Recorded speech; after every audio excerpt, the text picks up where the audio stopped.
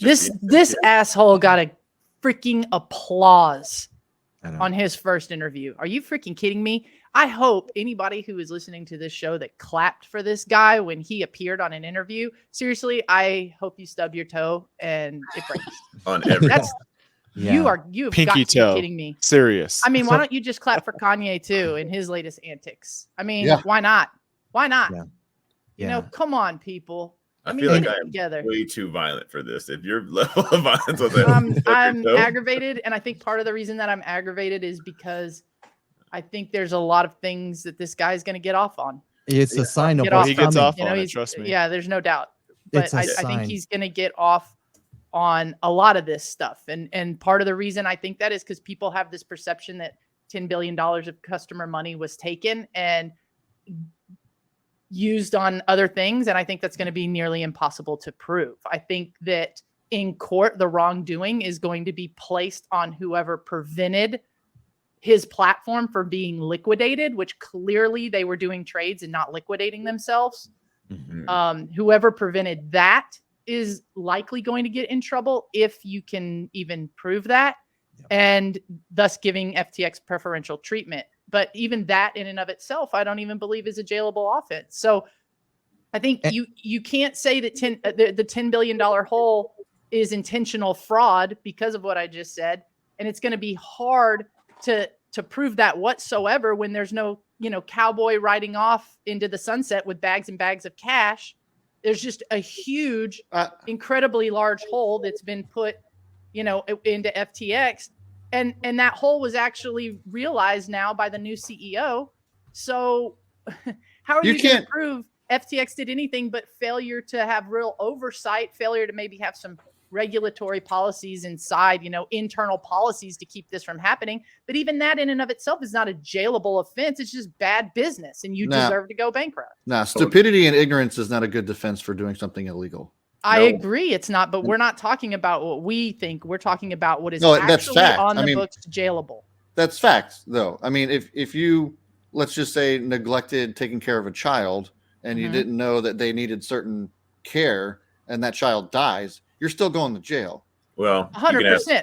Who's that? Casey Anthony? Yeah, we talked about Casey Anthony. Yeah, she's not in jail, but that's the difference between white collar financial crimes and blue collar physical crimes. You risk more jail time by punching your asshole boss in the nose and in the face than you do finding a way to steal his entire wealth and bring down his business. You risk more worth it though.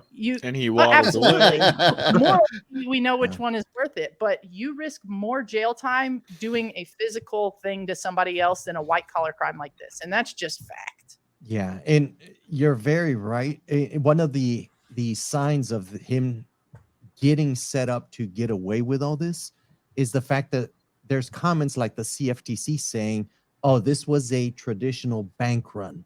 Type thing. It's like, okay, why are you saying something like this when the actual CEO currently that's trying to figure all this out, who is the same guy who unwound Enron to figure out what the hell happened and get all the money back, is saying, bro, this is absolute fraud. There's fucking nothing here. And now the Bahamas government sees it's like, that's what I'm saying. Wow. If Kenny Lay would have claimed ignorance, he still would have gone to jail. Right. Or Bernie Madoff. The same thing, right? This is exactly what that is. I mean, it is textbook. I remember reading about this in textbooks during college. This is textbook Bernie Madoff. What's going to happen? Just in the crypto space. So and worse than Bernie, because through Bernie they were able to recover. Yes. With this fool? Yeah. Bernie Madoff's situation was the largest fraud offense in the history of our country, $65 billion. But most of that was recoverable. Yes. This case, it's not. It's all gone. Poof. Absolutely. And here's the other thing. Okay. Now let's say this dude gets away with it. Not only is there an insult, here's the injury that's going to come from it too.